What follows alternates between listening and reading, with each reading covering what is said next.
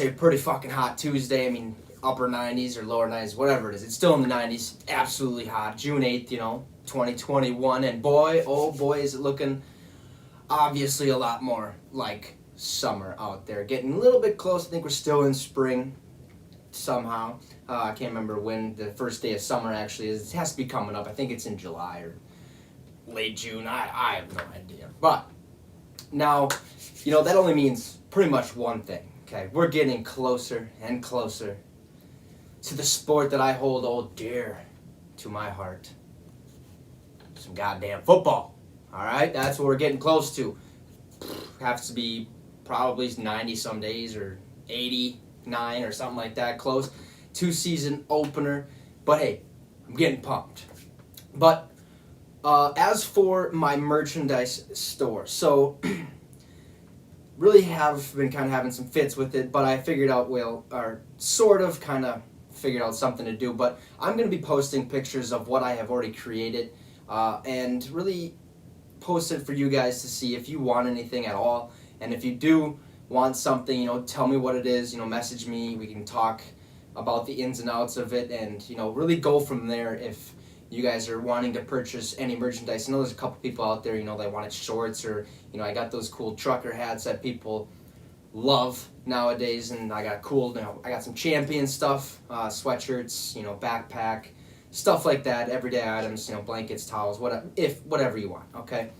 But we will get those posted here, hopefully by the end of the week, so we can, get you guys your fix, if you will. But anyways, let's get to some football. Are you ready to get your fix?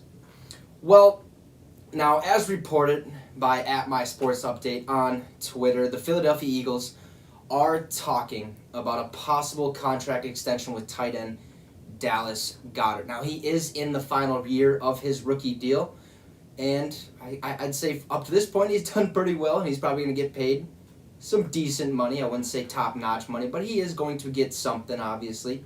Now, this year he is slated to earn $1.24 million, which isn't bad, being that he is a rookie. I think when you sign a rookie deal, you make less right away and then you make more at the end. I'm not 100% sure on all that, but he is going to get paid eventually, whether that's by the Eagles or they let him walk. I hope not. But he's going to get paid, okay? And they're talking about that possible contract extension. Now, we have all kind of seen, at least some of us have seen the past 2 years, that Zach Ertz kind of has, become a less prominent piece in that Philadelphia Eagles offense, okay?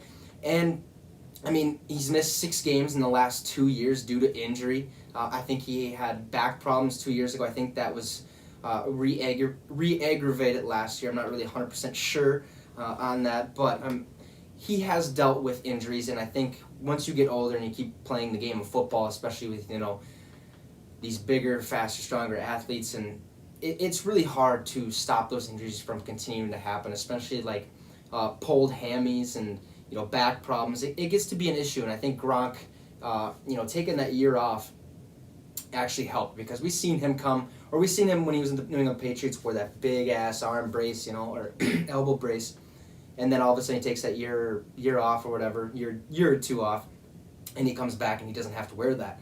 And I think that's because, you're getting your body right, you're staying healthy, and doing whatever you can so that the injury doesn't happen. But injuries have really plagued Zach Ertz, I feel like, in the last 2 years. Now, he had only 335 yards in 11 starts last year. Okay, that's compared to Dallas Goedert's 529 yards in 9 starts. So 2 less games, had about 100 or 200 more yards than Zach Ertz. Got a little frog in my throat. Jesus. Call up Kermit and get him out of here, please. But, okay, the uncertainty remains. Can Zach Ertz stay healthy? But when he is healthy, okay, watch out. The dude is a beast. Okay, we've seen exactly what he can do. He can score at a really high rate, like the last 2 years has been down, obviously. But he can get a lot of yards. He has been a big piece of that Philadelphia Eagles offense. It was a big reason of why they were able to go to that Super Bowl, okay? Now, however, it may be time to kind of go away from Zach Ertz, as last year was by far his worst year, okay? And you look at his rookie year. He had more yards, in more start, or about, I think it was like one or more, no, less starts. Yeah, he had less starts and he had more yards. Okay, I think he even scored more touchdowns. So I think he had like 420 some yards or whatever his rookie year, and then this last year started 11 games, 330 something like yards or whatever. So he is going down in production. Now, could that be due to injury? Could that be because Dallas Goedert's there? I don't know.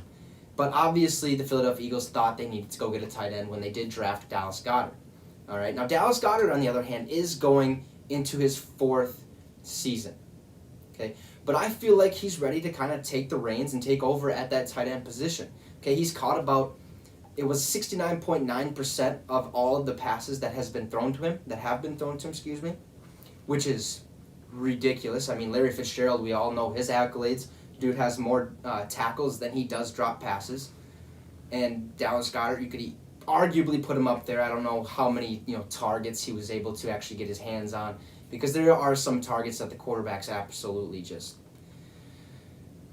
whiff on, I guess, if you will. But he had about 1,465 yards and 12 touchdowns in his 3 years. That's pretty solid, okay? He's a very, very good red zone threat. I think the one thing we all know is, like, if you're looking at fantasy football, for instance, okay, there's a lot of fantasy football gurus out there who love, they want to get the top tight ends, Darren Waller, George Kittle, Travis Kelce, and then you go get Zach Ertz. You expect him to do good, but you forget that Dallas Goedert's the one actually scoring, okay? Now, the Eagles did finish last in the NFC East last year, 4-11-1. Not so good. Okay, they did have a quarterback issue with Carson Wentz throwing about 15 picks in his first, however many starts. They had to put Jalen Hurts in and one, and they've already kind of started that process. I mean, they let go of Doug Peterson. He's gone now. Carson Wentz is now gone. He's on the Indianapolis Colts. Hopefully he can, Philadelphia, when he had that MVP, I guess, type season before he tore his ACL. But, I mean, he's gone. So then they go draft last year Jalen Hurts, okay, and Jalen Reagor at wide receiver. So that's a start. Jalen Reagor had a slow start to his NFL career, but he ended pretty solid, I'd say. Okay, now he's going into his 2nd year, looking to, revamp what he is, revamp his stats, I guess, produce a little bit more than he has before. And then they also go and they draft Devontae Smith, okay, this year, who a lot of people thought is a little too, lean and not that big. But it doesn't matter. The dude's a route technician. The dude can go out there and get a lot of yards. I think sort of a good comparison, not necessarily the weight-wise, okay? I'd say it would probably be Julio Jones. When he came out of Alabama, I think they both had really good route-running skills, the ability to do that, and get a lot of yards for their team. Now, Julio Jones, I think, did score a lot more touchdowns in his college career or something like that. But Devontae Smith is going to be a very, very prominent piece, okay, to that Philadelphia Eagles offense. So after they did all that, they drafted those guys or whatever, they go bring in a couple Vikings. Okay, linebacker Eric Wilson, who I wish the Minnesota Vikings would have kept. He's going to be a very good linebacker, I think, in the NFL and down the road. He's very smart. He plays just like how Eric Kendrick kind of does. He has a motor. He always flies to the ball. He's making plays left and right, and he's doing a really good job. Okay, and then they also got free safety Anthony Harris. The dude's a freak. I really, really wish we would have found some way to keep him, or the Vikings anyways, because I think that's a perfect fit with Harrison Smith. But that didn't happen. The Philadelphia Eagles, I think, so in that right direction to really get their team off on the right foot this year, hopefully. But the Eagles wanted to put up a fight. Okay, they want to put up a fight in this division, and they should. Okay, we know the Eagles in the past of being a dominant or somewhat of a dominant team. Okay, they had Donovan McNabb, Brian Dawkins, Brian Westbrook, Randall Cunningham way back. This team has been, historically pretty decent, I'd say. Okay, granted, America's team, or how I like to say the entertainment team, the Dallas Cowboys, they have been that most prominent piece of that NFC East division. Okay, but the Eagles really want to put up a fight. Okay, and they're trying to get back to what they once had not long ago, okay, when they went to Super Bowl 52 and they won against the New England Patriots. We've seen that with the Philly Special. where Nick Foles ran out, or pitched it behind him, ran out to the side, nobody was covering him, threw it, touchdown, and then Tom Brady got made fun of because he couldn't catch the ball and blah, blah, blah, and who cares, okay? But Philadelphia did that, okay? Nick Foles led that Philadelphia Eagles team in the postseason, not the regular season, because the regular season was all Carson Wentz. But they still won that Super Bowl, and that's what they're trying to get back to, okay? Not long ago, they were just there, okay? And we've seen this in the past where teams go to the Super Bowl and all of a sudden, bam, they're done. And it's really weird. Okay, a lot of it has to do with maybe money-wise. A lot of people are saying, you know, I just won a Super Bowl. Can you pay me a little bit more, please? Like, God damn. No, that's not how it works. Okay, you got one ring. Congrats. Move on. So, they want to get back to there. Now, if the Eagles do this signing, which I believe they need to sign Dallas Goedert because, look, I got to witness him in college. Okay, I went to SDSU for my first 2 years of college, and I got to see a little bit of him and what he is actually capable of doing, and this guy is an animal, okay? I can't remember how many records he has there, but I just know that he was not known for dropping the ball. Okay? He was not known for, you know, causing or making stupid decisions. I mean, this guy was a tank. It was hard to stop him, okay? You can go out there, double team him. He's still going to find a way to grab that ball, bring it down, and, you know, and so forth.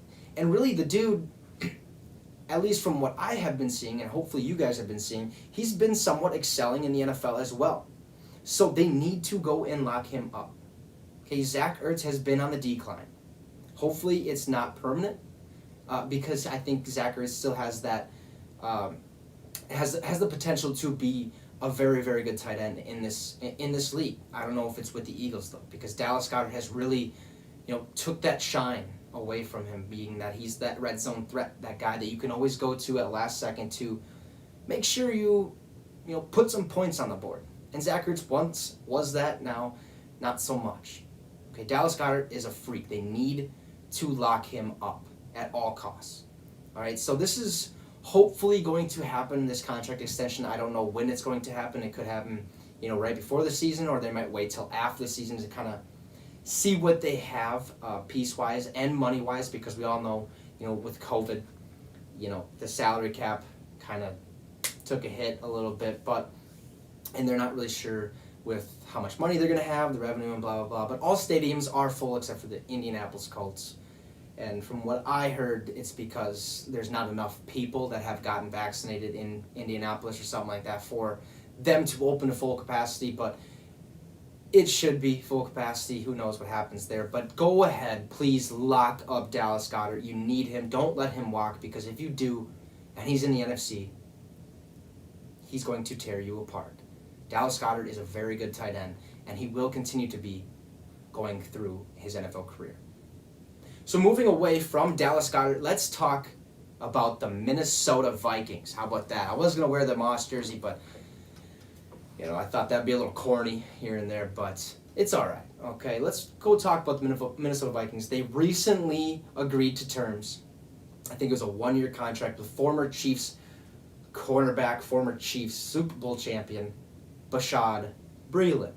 Okay, as reported by Tom Pelissero and Ian Rappaport on Twitter.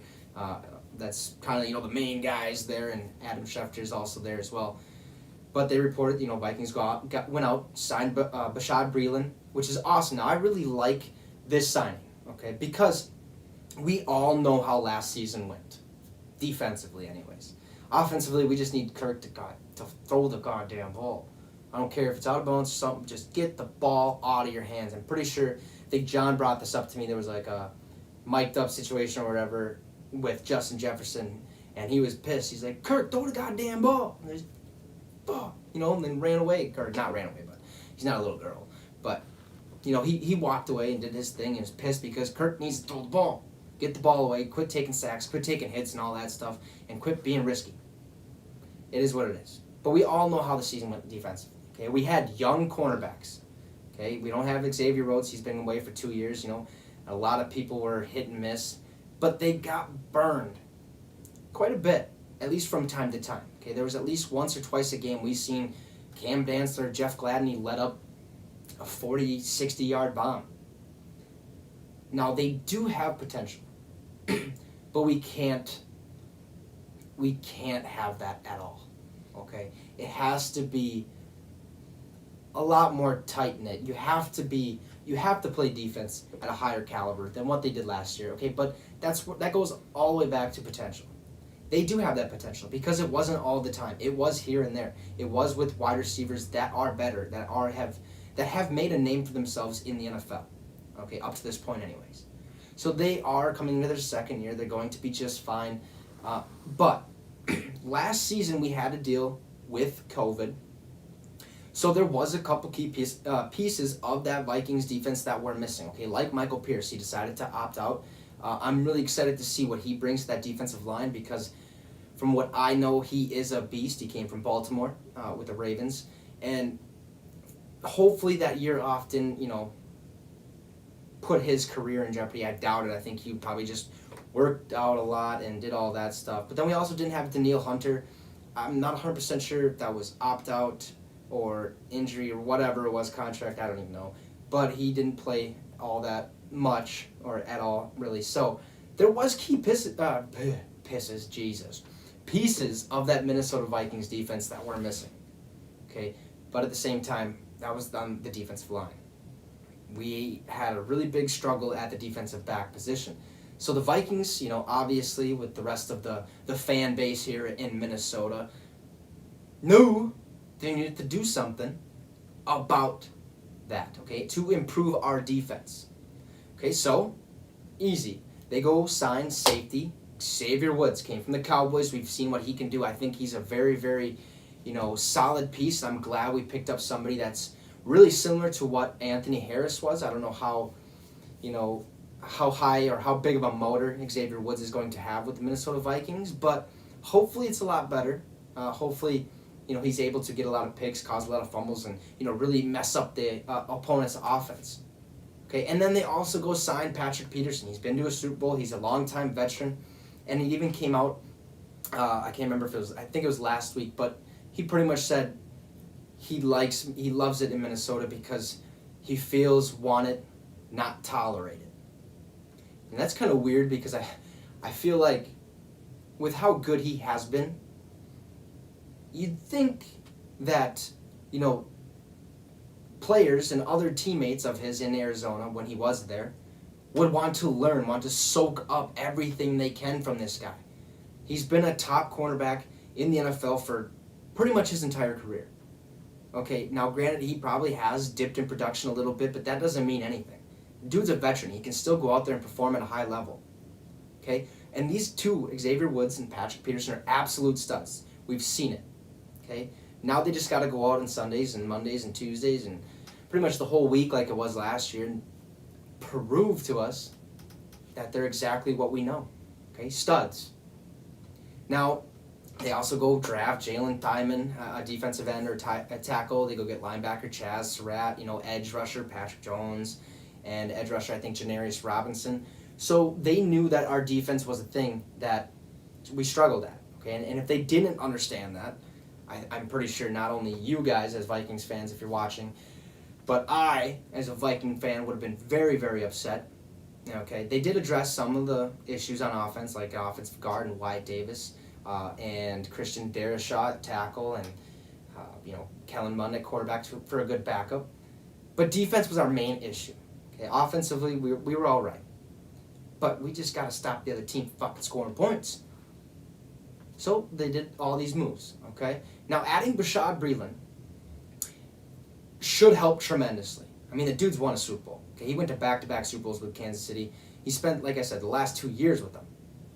Okay, he has that Super Bowl experience, just like Patrick Peterson. He's able to bring in his knowledge of the game and what it actually takes to get there. Granted, 2 years ago, he didn't play much with Kansas City. He was there, hit and miss. I can't remember if he sat out a lot or had troubles. But last year, he was a big piece. Okay, he did what he had to. Okay, so in 11 games last season, he had 2 picks, 9 pass deflections, 1 forced fumble, in which, I'm pretty sure he recovered, and 38 combined tackles. That's pretty decent for a corner. Okay, that's really good numbers, at least in my eyes. Okay, if you get anywhere from, 2 to 5 interceptions in a year, you're not elite by any means, but you're going to be a very, very solid cornerback. Okay, he averages about 2 interceptions a year, basically. I think there was only 1 year he had 1, and the other year he had 3, and everyone else he had 2. So it goes to 2. He averages 2 picks a year, which is awesome. You're at least going to see something out of him. I don't know about the rest of it, but he is a dog. Okay, he's been in the NFC North before. I can't remember if it was the Bears or Green Bay. I went and looked, but it said GNB, and I'm pretty sure that's Green Bay, but somebody was saying Bears, and I don't even know. But he's been in the NFC North. That's kind of the gist of it before. So with the Minnesota Vikings, he kind of has that's an atmosphere that he's used to or aware of, at least for the most part. And I think the Vikings defense is now set up at least somewhat perfectly. We got a lot of young guys to come in. We have a lot of depth at every position. Okay? I mean, Danielle Hunter, DJ Wana, Michael Pierce. I mean, the list goes on. Eric Kendricks, Anthony Barr. And I'm glad he decided to stay. He was going to be a Jet, but he turned that down to come to Minnesota last year. I mean, we have these pieces. Okay? Harrison Smith, Xavier Woods. I mean, it's all right there. Okay? The proof is in the pudding. Okay? You're going to go eat that all day long. We're going to have a really solid year, I think. Now, if Mr. Aaron fucking Rodgers ends up not being a Green Bay Packer this season, which, by the way, he did not attend OTAs or mandatory minicamp today. And really, he's going to keep holding out until he gets what he wants. And I think that's trade. I don't think necessarily it's contract. I think now it's pretty much set in stone that he's probably not going to play another game in a Green Bay Packer uniform. I could be wrong. I'm not, by any means an expert, if you will, but I have my own opinions. I think at this point we're going to see Aaron sit out until, A, it's a massive, massive, massive contract, like more than we could fathom, or it's just plain and simple, he's not going to be a Green Bay Packer, and I think that's what's kind of going to happen. But if that happens, okay, he's not in the Green Bay Packers organization, that means the NFC North is pretty much up for grabs. Because usually every other year it's like, all right, we can beat the Bears, we can beat the Lions. I mean, Bears maybe with their defense, but their offense is garbage. I don't know how it's going to be this year, but when you look at Green Bay, you're like, God, how am I going to beat Aaron Rodgers? How is this going to work out? Because the man, he's magic. Okay, he's literally a magic man out there. He goes out there. He won the MVP last year. I mean, the dude has not lost a step. Okay, he's still not better than my boy Brady by any means. Hell no, I will never ever say that. I don't think he has, and it's not just because of the Super Bowls. Okay, it's because of what he's done with what he's had. Okay, granted, Brady's done pretty tremendous things with solid people like Randy Moss, Gronk, and all those guys. Okay, and Rodgers has done his fair share as well, but he hasn't been as prominent as Tom Brady. Okay, and I mean, the 7 rings does help. Okay, he's probably going to go for 8 this year, hopefully, but it's going to be tough with the Minnesota Vikings up there ready to take over the NFC North, and hopefully the NFC will. Who knows? Okay, the Vikings could easily take this division, but it really all depends on how our offense plays. Okay, if we can score at a good pace. They have Justin Jefferson right now, I think, as they predict him as having the 4th most receiving yards in the NFL. Awesome. Not much you can ask for there.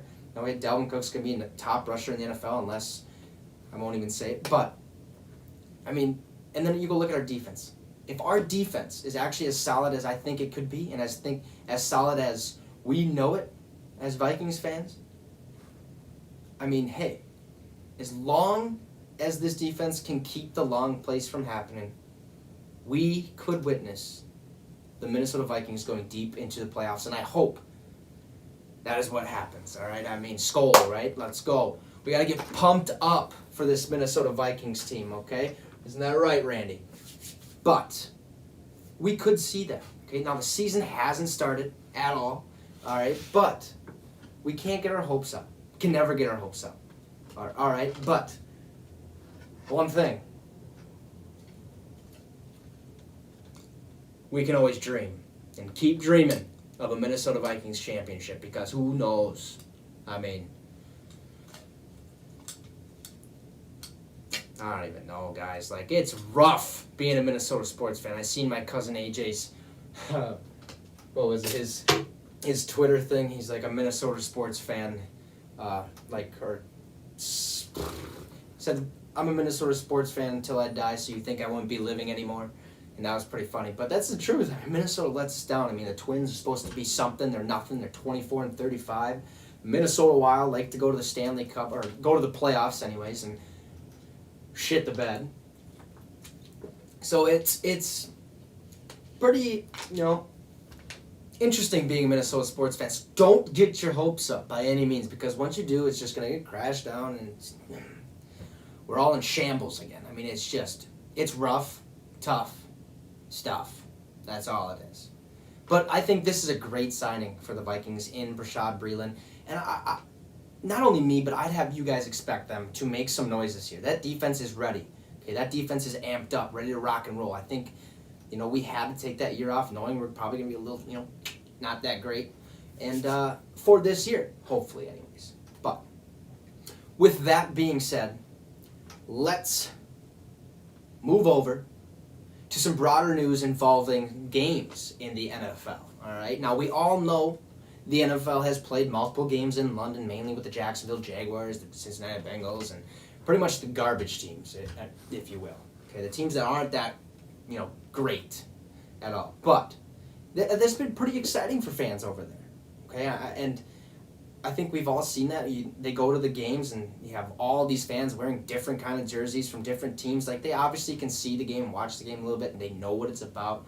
But it's awesome, okay? The NFL has also experienced, with I think at least one game, I can't remember if it's one or two, but they have had a game in Mexico.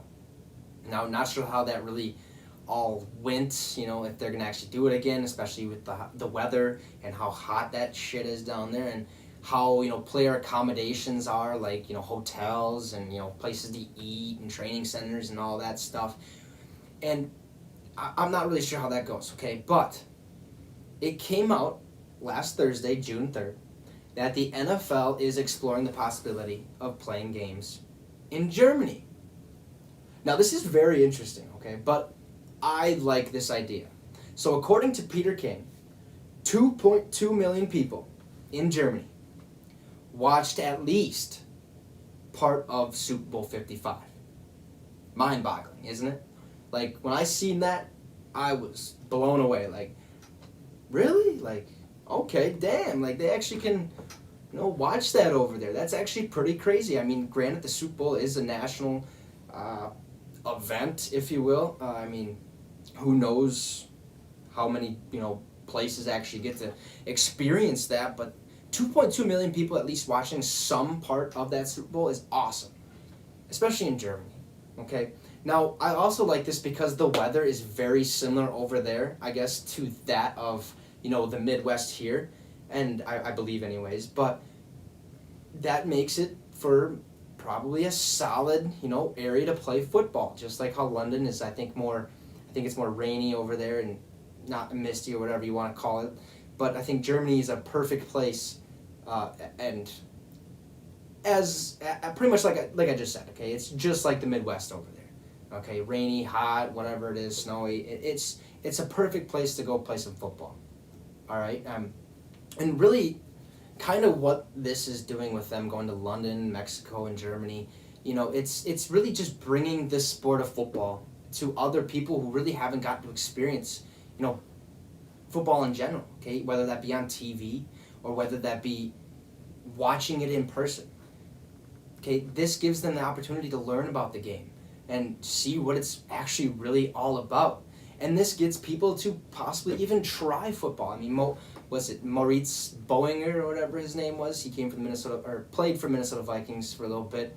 He came from Germany, okay? They have football over there, but it's nothing like American football, okay? Canadian football is nothing like American football.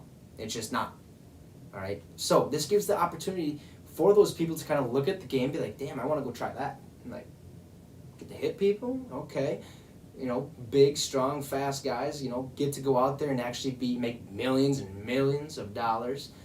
So this is a great, okay, look, the NFL, obviously, at least in my eyes, they will never, okay, ever have a team overseas because of the time lapse, okay, and the length of travel, and, it's just it's a whole mess, Okay, it's just not going to happen. It's the reason why we don't have, the NBA team over, in Russia or something like that. It's because it takes a long time to travel there, and then you got to get used to the time, and then, it's too much. So we'll never see an NFL team overseas, okay? Don't expect it. But bringing this over there, okay, this is a great alternative to bringing our game over there, the game of football. All right? Like I said, it gives these people the opportunity to maybe see, hey, that could be something I would like to try, like to do. And I think that's awesome. I really, really like this, okay, because it is different. You get to see different stadiums and see how, different fans from other countries react to our game, okay? From what I know, London loves it. Absolutely loves it. They want their own team. Not going to happen, like I just said. But they're excited about the game of football. Okay, they don't have a set team. People have their favorite teams over there. But, like us, if you're in Minnesota, you kind of somewhat like the Vikings, unless you're like Wyatt Forrest crazy ass and want to jump on the Rodgers bandwagon over there, Green Bay Packers. Well, hold on, he might not be a Green Bay Packer, but Ryan Grant was. But, hey, it's more regionalized over here, where they just have to pick their favorite team. But they love the game of football. So this is going to be awesome if they bring this to Germany, because it is a change of scenery, especially for, the current athletes that are in the NFL. Okay, this gives them a chance to really see other parts of the world, especially if you're a rookie. Okay, like your goal is to travel. Here's your opportunity. If you get that game in Germany, here you go. Now, I'm not 100% sure of when this would happen. Last year we didn't get to experience the London game at all, or Mexico game, or if you will, because of COVID, obviously travel restrictions and blah blah blah. So, if it is this year, I doubt it, because it'd have to be changed, really really soon, if that. And I could expect maybe next year being a possibility, or even the year after that, but it is in the works. I think Germany would be a really good, fun atmosphere for us to go over there and bring the sport of, the good old razzle-dazzle football, if you will, over there. I think that'd be awesome. Hey, hell, maybe we'll just take some hockey over there as well. But we don't know, okay? But I do like this. Like I said, it's a change of scenery. It gives people overseas the opportunity to really see what the game of football is really about, all right? And I think a lot of them are going to, hopefully cheer for this, or hope for this to happen, if you will. But, hey, like I said, who knows? All right, well, another short one today. That's okay, though. I think 30 minutes is pretty good. Wouldn't you say? Our attention spans, as of late, for, as the generations keep going, are getting shorter and shorter, thanks to handy-dandy cell phones and social media and shit like that. But that's okay. Okay, that's all I got for you guys today, for today's show. Okay, as we inch, like I said, closer and closer and closer to this game of football. Okay, we're gonna go out there, have some fun, do what you gotta do, and again, like I said, go outside. I'm gonna keep saying it. Keep on saying it till I see all you guys out there burnt to a crisp. No, I'm kidding. I probably won't keep saying it, because when it gets to winter, stay in. It's cold. But, hey, again though, I will get my pictures up for the merchandise, so that you guys are able to really see, if at all, if you actually want to get your fix with any apparel, hats, cups, towels, blankets, blah, blah. Okay, it all goes on. All right, so I will try to get those up by the end of the week. Hopefully I have time Friday to actually do that. I should. Who knows? I might be trying to be a flag football coach for, some younger kids. That would be awesome this summer if I can do that. Hey, maybe you'll see Trey Wicks, head coach of the Minnesota Vikings. No, not yet. Maybe down in the future. We'll see. But for right now, this is my show. We're having fun doing this. I love it. It's awesome to kind of bring my opinion to you guys, and hopefully you guys don't think I'm all Looney Tunes or anything, but hey, whatever. I'm a stooge. It is what it is. I love it. Love doing this. But hey, anyways, thank you guys for tuning in, like always, if you have. And continue to do so, because we're only one step closer to where we need to be in the future. But hey, we'll see you tomorrow. And you just got your fix with Wicks. All right, fellas and ladies, and yeah, have a good way.